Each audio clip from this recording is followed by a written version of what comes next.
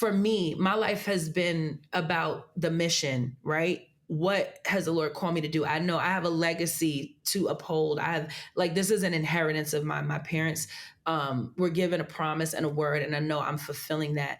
And so when I see all of, even with the things that I've done wrong and stupid and all of that, how God has continually like ordered my steps and allowed me to get to this place where I know it has nothing to do with really with me. I'm really clear on that. I'm just following his leading, and he's setting this up. And so now I get to literally live out my dream and worship Jesus at the same time. That's a nice praise. Thank you for tuning into this week's episode of Trevor Talks, where we talk to real people about real topics and real stories. Today's guest is one of the forerunners of gospel music in our culture today. She is a Grammy Award winner, as well as one of the leading voices behind Maverick City music, which is way too many accolades for me to go through right now for time's sake. She is a mother of 3, wife, real person, and has a new record out called Journey, in which you can stream on all major streaming platforms. And aside from all that, she is our 100th guest on Trevor Talks, which is beyond anything I could ever imagine. And if this is your first time joining us, which I'm sure we will have a lot of first-time listeners with this guest, I'm excited for you to be here. And I don't really know what else to say to introduce this lady, so we're just going to dive right in. Please help me welcome Miss Naomi Raine. Naomi, thank you for being here. Hey, Trevor, thanks for having me. I'm really like excited about this. And you just saying that I'm the 100th episode, I'm like, oh, we've got to make it count. We have to make it count. And this is awesome. And you're joining us from Fort Worth, where y'all just played what I'm sure was a sold out show last night with Kirk Franklin in Fort Worth. How does it feel to be on this amazing tour with Kirk Franklin of all people? Come on now. It is unreal. Like, literally every day there's a new surprise. We are laughing all the time. We are worshiping very deeply. We are dancing much more than I ever thought we would. And so it is just a great time. We have so much fun every single night. Well, I've heard that this is one of the best shows to see of our generation. One of my best friends was like, dude, have you seen Mav City yet? And I was like, no, I haven't got to see him yet. He's like, you know how much I love the 1975, I think is what they're called. And I'm like, yeah, like your favorite band. He said, I just saw Mav City and Kirk Franklin in Bridgestone Arena. And when I tell you this was the best show I have ever seen in my life, it was the best show. And I was like, like I was just in Orlando doing a show, and I kept driving by the arena out there, and it said sold out, like Kirk Franklin, Mav City. This is a big tour, and it has to be humbling to know, like with Mav City and Naomi Raine still being such a fresh name in the music scene, to be able to just escalate this thing as large as it's become, it could only be explained that it's a God-given miracle of its own. Oh yeah, I think there's no other explanation outside of God wanting to breathe on this and put our names and the music in the wind, right? And having people hear it. I think one of the advantages that we have is that we're a collective. There are a bunch of different artists. And so you're not just getting one thing, you're getting a bunch of different things. And honestly, I think the other part is that it's just organic and we're just here to worship and it works. But I'm telling you that Kirk Franklin, it's a show. It's a show. And it's so good. I find myself sometimes like just watching. And so I'm grateful to be a part of it. Come on, and you just released your debut solo project. How does it feel to have Journey out into the world right now? And I would dance, but I don't want to embarrass myself today.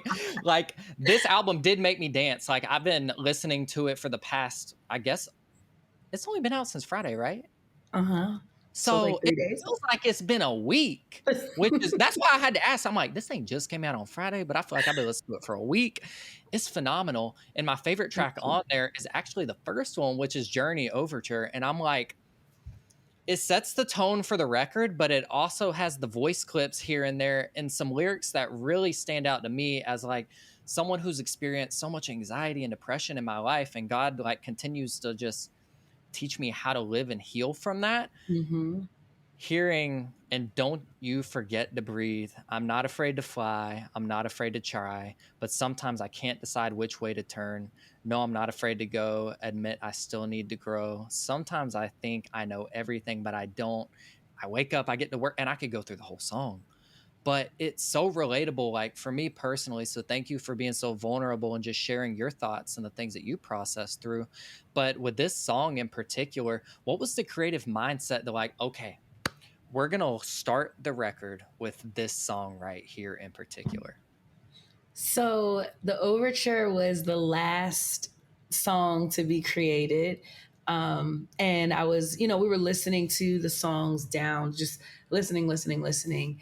And I was just like, I want to do an overture. Now, originally it was going to be musically an overture. So I don't know if you're like familiar with musicals and all of that stuff, but like usually there's an overture that has little pieces of the main songs in it and just little snippets. And it's usually musical, not no lyrics. And as we got into the studio to work on it, I was with my producer, Adele Jackson, and we were just sitting there, and I was like, yo, what if I just sing the first line to every song?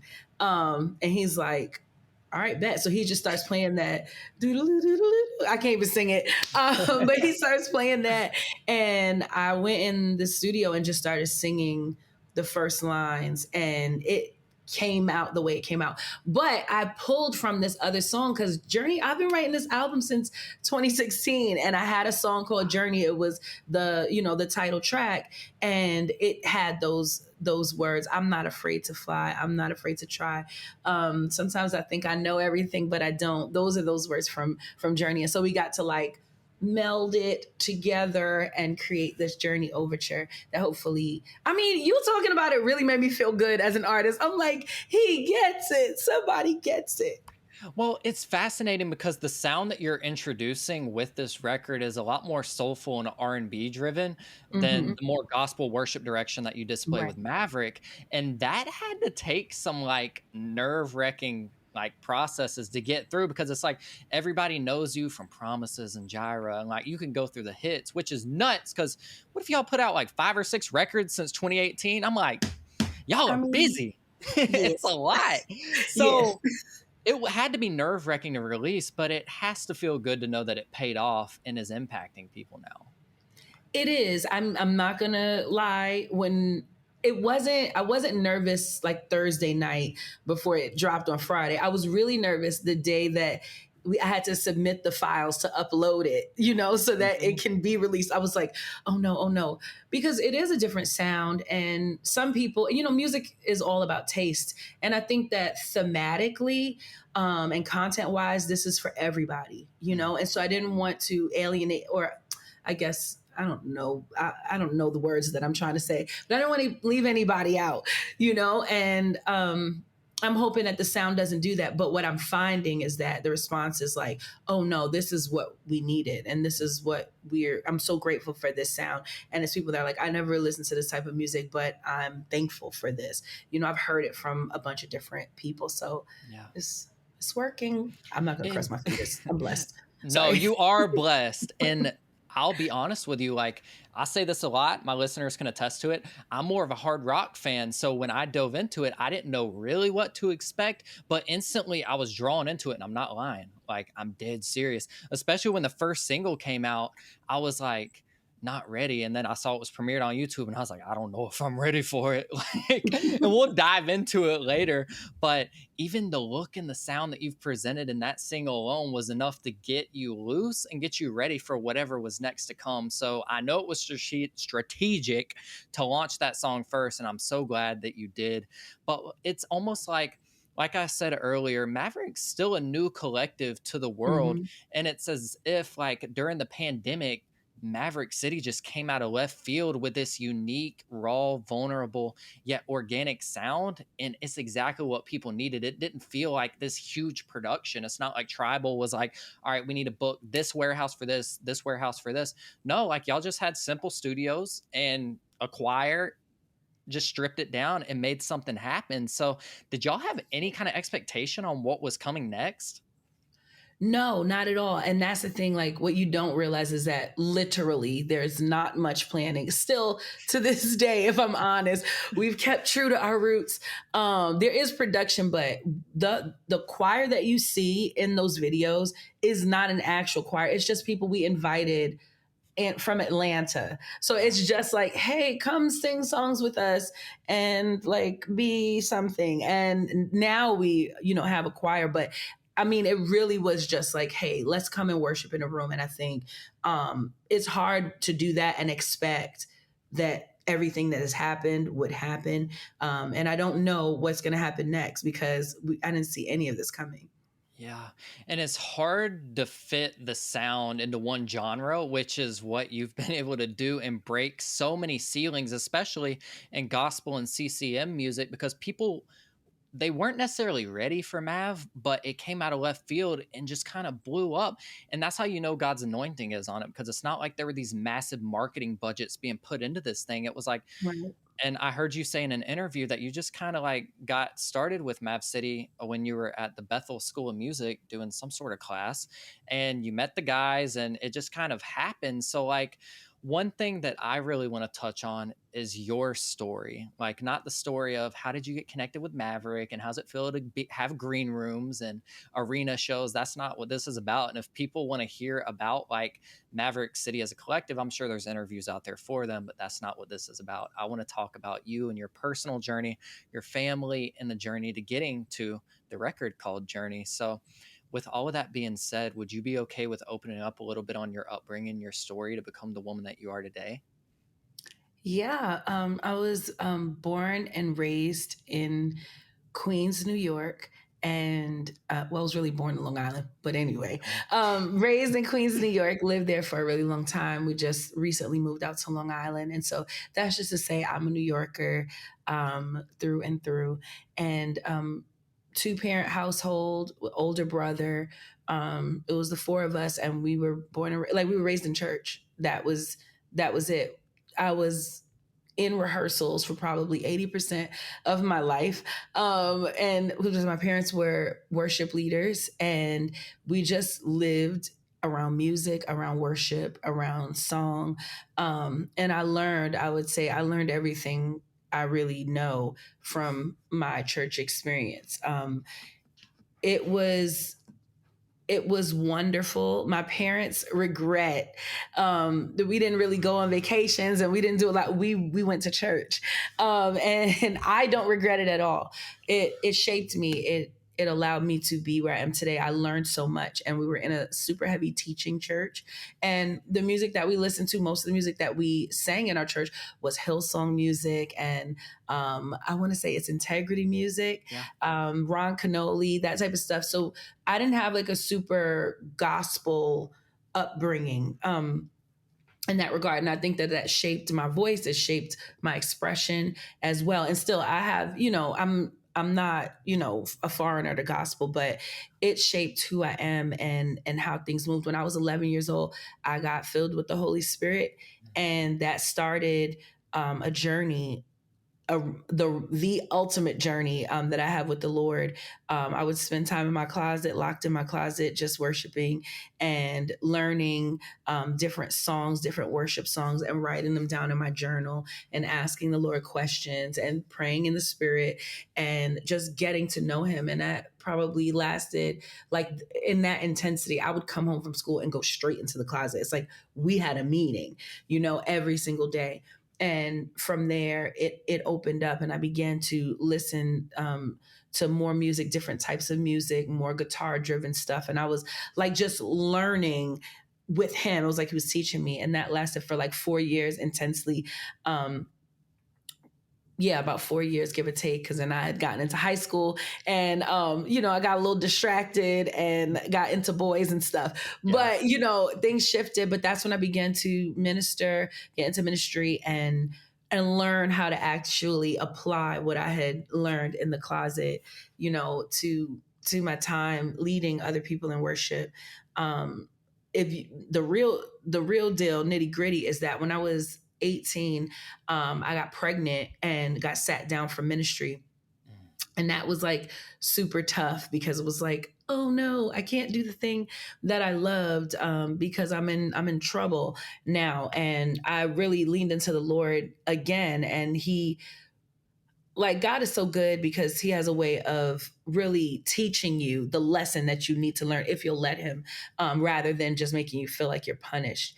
And that was it. That he was the one I was able to talk to and really connect to through that whole time, because I had lost a lot of close friendships because I was the bad girl. I was wearing the Scarlet Letter, and as time went on, my husband and I ended up getting married and having more children. I kept in worship, kept leading worship. But because I was sat down from my church, I was asked to direct a choir at another church. And what that did was that brought me out of my context, my non denominational mega church context, into a Presbyterian church, into an AME church. And I started to learn how God moves in different places, and that how, like, yeah, we might have a little doctrinal thing that separates us, but that we're still really one in what we believe. And I had no context for the body at large. I only knew what I had experienced in my context, and it was there that the Lord really gave me a heart and a love for His body and the people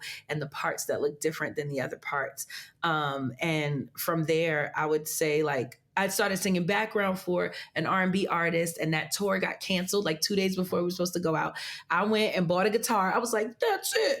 I'm going to learn how to play guitar. And I got a guitar and I started writing songs and working on my music on my guitar. And I would say, like, the rest is history. Wrote Pour Me Out, sang that, went to Nashville, sang it, met the people, and it just unfolded from there. And the only reason I tell this story like this is because I think, for me, my life has been about the mission, right? What has the Lord called me to do? I know I have a legacy to uphold. I have, like, this is an inheritance of mine. My parents were given a promise and a word, and I know I'm fulfilling that. And so when I see all of, even with the things that I've done wrong and stupid and all of that, how God has continually, like, ordered my steps and allowed me to get to this place where I know it has nothing to do with me, I'm really clear on that. I'm just following his leading, and he's setting this up. And so now I get to literally live out my dream and worship Jesus at the same time. That's a nice praise. That So, is something that deserves a praise break, which I'd break this chair if I really just jerked back and did it. I love it. I learned how to And shout, y'all. come on. And I love that you brought up the Scarlet Letter, because so many young guys and girls get so caught up in, like, oh my gosh, I lost my virginity, or I got pregnant out of wedlock and I don't know how to move forward from this. You had to step down from ministry for a season, like, forcefully. How did you overcome that mental block and realize that God uses the broken? Hence, almost every person in the Bible that God used was broken to some way, shape, or form, whether they had a ton of adultery, whether they were murdering people, like, all of it. Like, God still used them. How did you personally overcome that Scarlet Letter curse that people talk about, to move into, like, you know what? I did this. I have a beautiful child because of it, and I'm still going to continue to praise and serve God. I mean, that was one of the hardest things, honestly, to overcome. It's the shame. If I'm honest, when I got pregnant, I kept hearing, because I've always been a songwriter, and God has always spoken to me through songs and through little lines. When I, maybe a few months in, maybe 4 to 6 months, I kept hearing him say, there's a blessing in rain. There's a blessing in rain. There's a blessing in rain. And I'm like, okay, there's a blessing in rain. So when that stuff happens and it's repetitive, I go look it up, and I'm like, rain. So now I'm doing like a Bible study on rain. And I'm like, well, rain, the flood, I don't know if it's always good, Lord. Like, there's a blessing in rain. And then I realized he wasn't just talking about actual rain, but he did tell me, like, hey, when it rains, the flowers can grow, and life can come from the thing that you feel like, oh man, I can't go outside and play. But my middle name is Rain. And he was literally like, this that you're carrying is a blessing. And I know you don't see it. I know you don't feel it right now, but I need you to trust me and recognize that this is a blessing, and I'm going to bring, like, beauty from your ashes. And honestly, my daughter April is literally, she just turned 16 yesterday. I don't know what to do. I was so blown away. I was like, 16? It's a Shit. 16-year-old. You just got out of college is what I thought. You know, I'm a good 22, or Yes. That's what you I know, thought. give or take 7 and 10. That's a lot of years. But Love it. you know, like she's literally a blessing to me, and I've learned so much. Like God has just shown me who He is, how He moves, how He loves us. He showed me like I can take bad things and make it beautiful. You know, that's Yeah. it. That's so good. And one other thing I wanted to touch on, which I'm so glad you brought it up, with your daughter, because it's so beautiful to hear those stories, because you don't get that side of it very often. You always get, oh, this person did this, here's how I overcame it. But no, here's what happened, and here's the blessing I got from it. No matter what anybody thinks about it, you gained a blessing through that. So it's so Yeah. good to touch on that. And one other thing I want to touch on, is it true that you were 2 years old when you started to sing, and you were 25 years old when you learned how to play guitar? Yes. 2, I sang my first concert in Queens, New York at Bethel Christian Learning Center. It was a school church thing, or I think it was called New Greater Bethel. That was the school. But anyway, I went there when I was 2 and sang "Yes, Jesus Loves Me," and Hezekiah Walker was there, and all these big gospel acts. And my mom said I did not want to go home. She was like, "No, Naomi, don't. Do you want to go home?" I'm like, "No, I want to sing." No, I want to sing. And I went up there, I think it was after midnight, and sang my song and went home. And she said I stayed up the whole time. I mean, I was singing since I was 2. And when I told you, when I got that tour canceled, I went and I was like, I'm getting a guitar. And I just started, I went on YouTube and learned like an E minor chord. That was like my first chord that I learned. Come on. And throughout the album journey in particular, you dive into quite a variety of topics, including mental health, which is Mm-hmm. something that I touch on a lot here at Trevor Talks, seeing as it's so near and dear close to my heart. Is something that I've been through, and I know millions of other people are struggling with as well. So with that being said, can you share a little bit on some of the journey that you've gone on to become the woman that you are today? Yeah. I mean, shame was a big thing, and we kind of talked about that. I had to work Yeah. through that. And like, shame is something that affects how you think.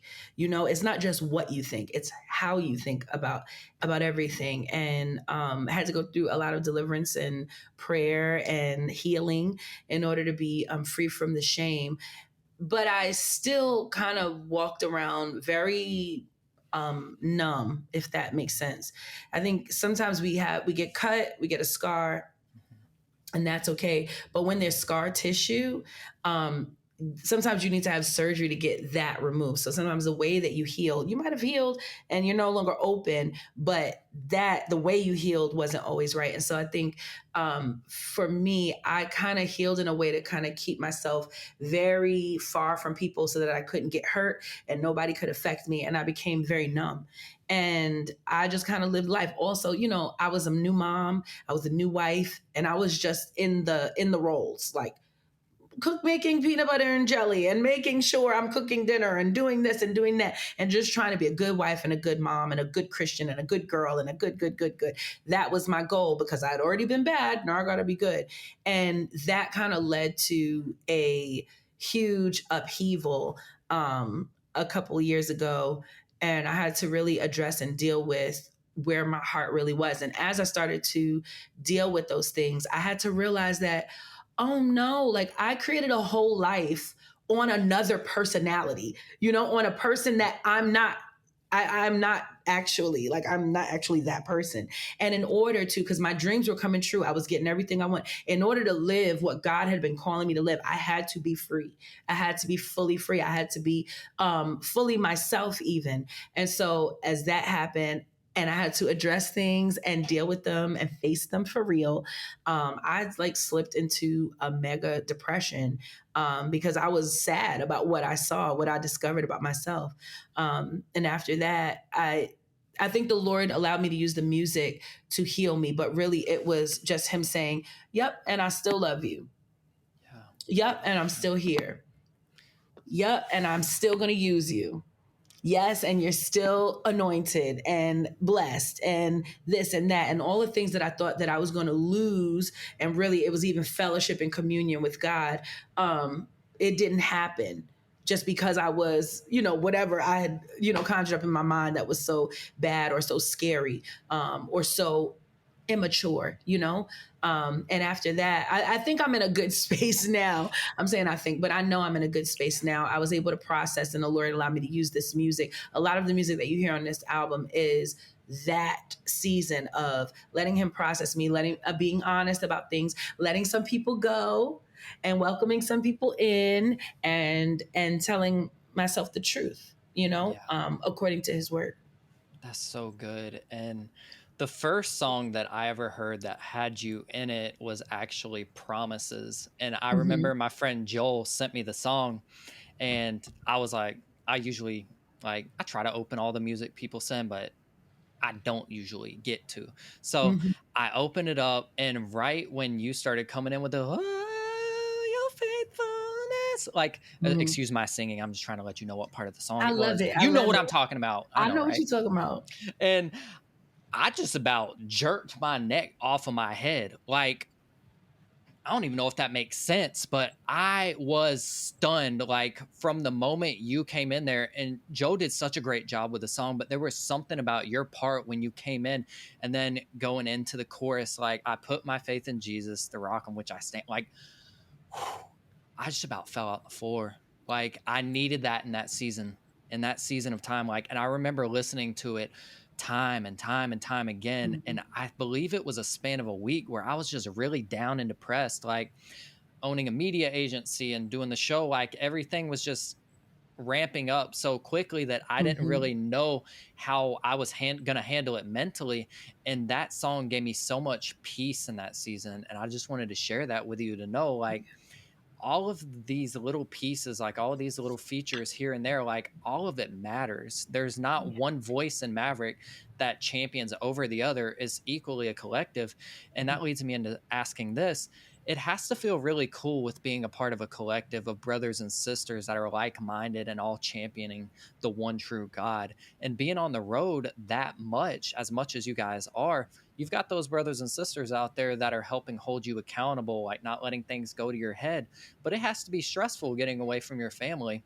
So, with having kids and a husband at home, how have you managed to keep your head on straight and not get so stressed out? Because I know you're missing some events that you would like to be there for, but you know that God's in control. How have you managed all this? Honestly, I really believe that in this season I have a grace to do this, and so it hasn't felt super tough except for 1 week. And so what I've realized is that when we had a press week, because we had the Kingdom Book One album coming out, and we were doing everything, and our schedules were packed tight. And that was the moments that I missed my home the most, and I felt the weight of, like, I wasn't there to see them run down the street. I was feeling the weight of that the most. And a phone call wasn't going to do it, so I had to just go home and spend time at home. And honestly, they played video games and really didn't talk to me much. But it was good to be home. It was good to reset and recalibrate. And so for me, it's making sure that I don't get too busy, that I don't push myself too hard. I know my limits, so that the things that I have grace for, I don't abuse the grace, if that makes sense. There was something else I was going to say. Well, also, I was going to say that I'm going to bring them out with me on tour for like the last 2 weeks. And so it's important. And I normally wouldn't do that, but I'm making a decision to do that because I don't want to miss this time with them. And I don't need to regret it. You know what I'm saying? I think sometimes it's just making a different choice so that you don't have to regret something that you could have done something about. Yeah, and I don't think you'll regret it. Like, they're gonna get to live that Prevo life, get to know what the deal is out there. Like, that's Alexa Penavega called it glamping. Her and her husband are taking their kids on the road with Big Time Rush. And we talked to her a few weeks ago. She's like, yeah, we're going glamping on tour. And it's like, I've seen artists do it very successfully, being Skillet, Lacey Sturm, Yeah. the Big Time Rush crew. Like, parenting on the road is a whole different beast. So I can't wait to touch base on that later. But I do We have a shall few see. songs. I know, right? I have a few songs that I want to dive in on, what I call Okay. track by track. And I Okay. really want to start with my second favorite on the album, which I like them all equally, but this is the second one that really stood out to me. and it's called Paper Plates. And I love it because it's not your typical bop for any genre or artist. It's such a random thought to have, like, paper plates, like, throw them away, like, don't get caught up in all the material things in life. And it had to be stunning to, like, go on a rabbit trail to be the first gospel artist to perform in 20 years on the main show for the Grammys, nevertheless win a Grammy. Like, that was one of the things that popped through my head listening to this song, is like, I wonder how, like, that led into this and if it was written before. So with all that being said, can you dissect Paper Plates for us? Paper Plates is a song about convenience, and it's really me recognizing that I like everything quick and easy. Like, please spare me the real, because then I have to wash that stuff and I have to care for it. And if you're not careful, they break, And so also, I don't like washing the dishes after I cook dinner. And so it's like, just give me a paper plate, give me some plastic forks, and we just throw that stuff out. And it had become, I had kind of built my life in a way where I was just trying to skate by with the bare minimum, like, I'll cook, but I don't want to clean. And, I'll do this, but I don't want to do that. And I realized that that was not going to be an efficient and effective way to live life if I wanted to grow and learn from the reality of the situation. Because the reality is, even when, now I'm going to become an activist, even when you throw those paper plates and plastic forks and plastic cups into the trash, they don't just disappear. And we think that sometimes, like, when we just put it to the side or we throw it out, that it's done and it's over. That's not true. There are implications there that we might not be paying attention to, but they come up later on. And so it's really a song about dealing with life, dealing with what you already have, not buying something disposable or running to find, I had a friend that would hang out with, like, fake friends and not her real friends because it was easier. Like, oh, we're just going to go have fun. But it's like, we're going to actually challenge you and be like, hey, what's going on with you for real? And so Paper Plates is about that. It's making a decision, or really acknowledging the fact that I would rather be raggedy and irresponsible than actually deal with real life and be present and be responsible and clean the daggone dishes. Yep. You do not come across as raggedy, number one. Number two, one of the lines in the song that really touched base with me is like, I'm the kind of dude I'm not going to drive around the parking lot looking for a spot close enough to the store to where I don't have to walk too far. It's like, you spend so much more time doing that to just go to the back of the lot and walk. So, and then I was like, you know what? I wonder how many recycling activists are going to reach out. You should have said recycling, blah, blah, blah, blah, blah. And it's like, y'all shut up. Y'all aren't getting the message here. And I love that song so much. So thank you again. Wait, hold on. I live in New York. I live in New York City. So parking in a lot is like almost $100, okay, for a few hours. So that was the thing. It's just like being wasteful and like, I don't care. Just spend the money and not like park on the street for maybe $7.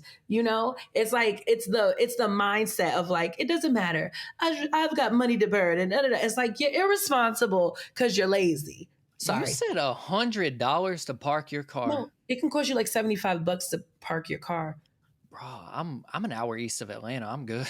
Like, I'm out in the middle of nowhere. Okay. Like, wow, that's a lot. Now, I will say, pressing on, which we talked about this beforehand, the lead single for the record, Not Ready. I wasn't ready for it because when I heard it, I was like, I had COVID, number one.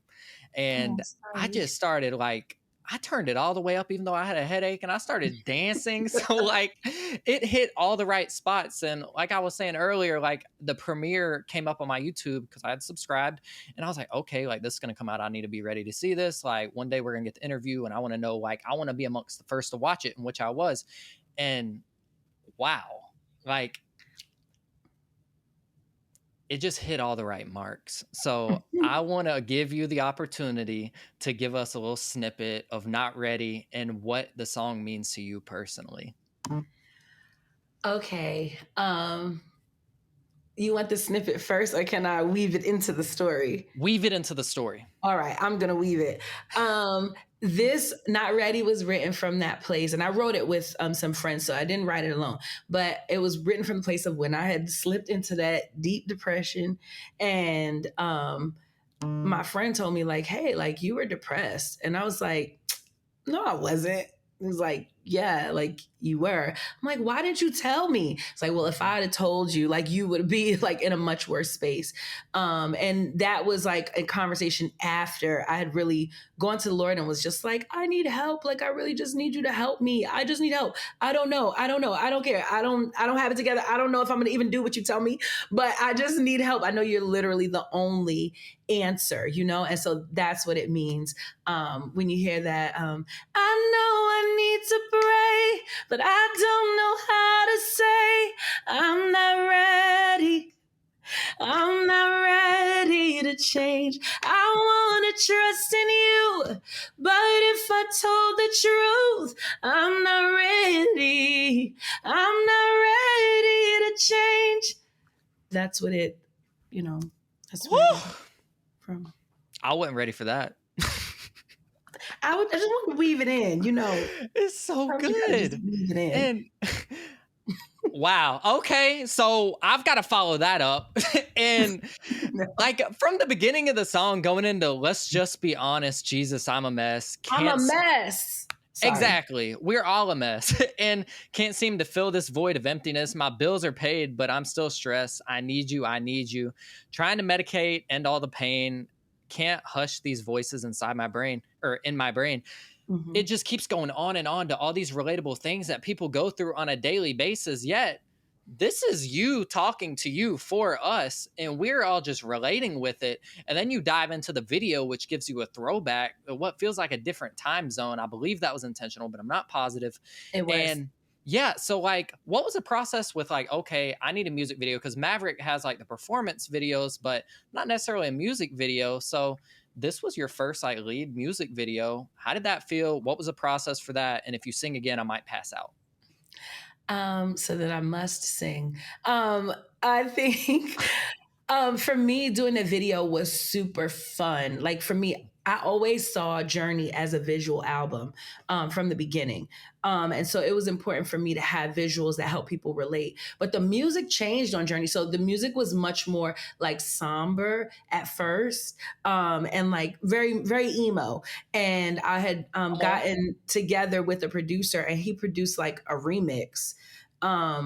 And we were going to release the first one as the regular and like release this as a remix, which is so 90s in and of itself.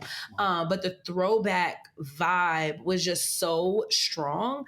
And I loved it because it's almost like that dichotomy of like, my bills are paid, but I'm still stressed. So the song feels really good. But when you listen to the words, you're like, ooh, this is kind of also sad, you know? Yeah. But I think it's the reality of life sometimes. Sometimes we are living, we're smiling, we're going out, we're having fun, but yet we're still dealing with some real life issues. And I just thought it would be very creative and bold to release it like that and just let it speak for itself. And it does speak for itself. So you had a home run there. And one of my other favorites, which they're all my favorites, so I need to quit saying it. One of my other favorites on the record is Safe, which made me feel safe really diving into it and helped me feel comfort in listening to this record. And it kind of serves as two sides of nurturing for me personally. It not only showed the love of the father, but it also showcased your heart as a mother. And do you believe being a mother has helped you mold your craft as a songwriter? And what do you think this song's meaning is overall for you? You know, Trevor, you really just be picking up the things. Yes. I literally wrote that song for one of my sons. So it's interesting that you picked that up. And it was from me, but also from the heart of the father. So it's so interesting that you picked that up. But yeah, to me, being a mom, and not just a mom to my natural children, I have like people that I am I would say like spiritually responsible for. I pray for them and I listen to them and hold them down. That whole thing in and of itself has grown me as a person. It's grown me even as an artist. I want to be mindful of everything that I put out. I'm very aware of some of the music. When you ask questions, when you say I'm not ready to change, some people will take that and run with it and be like, "See, no, let's just be raggedy," And it's not. It's That's not what this is about. And so being a mom has helped me to be very mindful of what I put out there, right? Because I think people are impressionable and people are looking for any answer. They're not looking for the right answers. They're just looking for anything. And even people to push responsibility on for their own actions. But I think it's helped me to kind of make music that I can really stand by, and I can go toe to toe with people like in the word of God, like, hey, no, this is a real thing, right? And we need to address this and we need to handle this. And I think there's a maturity. I didn't want to say maturity. I want to say there's an authority in that, when you speak from a place of nurturing and care, I think there's authority in that. It speaks from a different part of the heart of God. Come on. And as we're coming to a close, there's another song No, that I know, right? But we got to honor your time. You're busy, and today's technically your Sabbath. So we going to slim it in, and we'll do another one, I'm sure. But the last song I really wanted to talk about, which I haven't heard it discussed in any of your other interviews. So I was really wanting to ask about the song Hold On, because I believe it's such a sweet melody, as well as the whole record, but we can't talk about the whole thing in this time frame. But obviously Still Alone is another one of those songs, and it was hard for me to nail down the songs to discuss, but this one really tackles everything that is very taboo to talk about still today, which is being alone. Aloneness is such a hard thing, and not a lot of people understand it quite to its full effect yet. When you hear of people dying by suicide or overdosing or getting into alcohol, pornography, whatever it may be, a lot of it is rooted from that little tiny seed of aloneness that goes undealt with. So when it comes to Still Alone, what would you say to that person that's listening to it and is like, I needed to hear this. I know for a fact I'm feeling alone right now. And what would the message be from Naomi Raine? I think the message would be that just because you're alone doesn't mean you have to be lonely. And I would tell that person to ask the Holy Spirit. Don't just do introspection or like talk to anybody. I would tell that person, if you have a relationship with God, even if you don't, try it today. Like, ask the questions. Why don't I want to be by myself? What does it mean to me? Because I think that we all have different reasons of being afraid of being alone. And some of it is because we don't want to deal with us. And some of it is because we feel rejected by other people. And so I think that there's a trail and there are roots to whatever your thing is, right? And whatever you're dealing with. But I think that when you face it, when you face whatever that fear is, it gives you the ability to conquer it, and it can't have you anymore, right? And so that's literally Still Alone. I end from a place of like, okay, this is what I was so afraid of. This is what I was trying to avoid this whole time. This is what I found out that I was. And now I'm okay. Wait, I survived. Hello, I'm still here, And so my prayer is that people would hear the song and feel like somebody understands them, but then also feel like this kind of hand reaching out to pull them up out of the lie that being alone is such a bad thing. It's not. And I think when people dive deep, I think it can be very healing for them. Come on. Well, Journey as a whole is available on all major streaming platforms. And Naomi, it's been such a pleasure to have you on today. It's been so refreshing. This has been fun, and I'm sure we'll do it again in the future. Yes, I hope so. Was this a good 100th episode? This was the best 100th episode, so thank you for being a part of it. And for everybody that's listening this far in, thank you so much for making 100 episodes happen. And for all the new people that are here just for Naomi, I get it, and we love you. Welcome to our family. Naomi, thank you for being here today. And again, everybody, the links for all of Naomi's music, social media, website, merch, everything is going to be in the description below. We love you guys so much. And if you're struggling today and need a little extra help and care getting through your day, please remember that your life matters. God has so much purpose for your life. He's given you such such a unique spirit about you, and there are resources available at heartsupport.com and then at death2life.com. We want you to live to see another day. Again, your life has so much purpose, and we love you so much, and we'll talk to you guys next week. Bye now.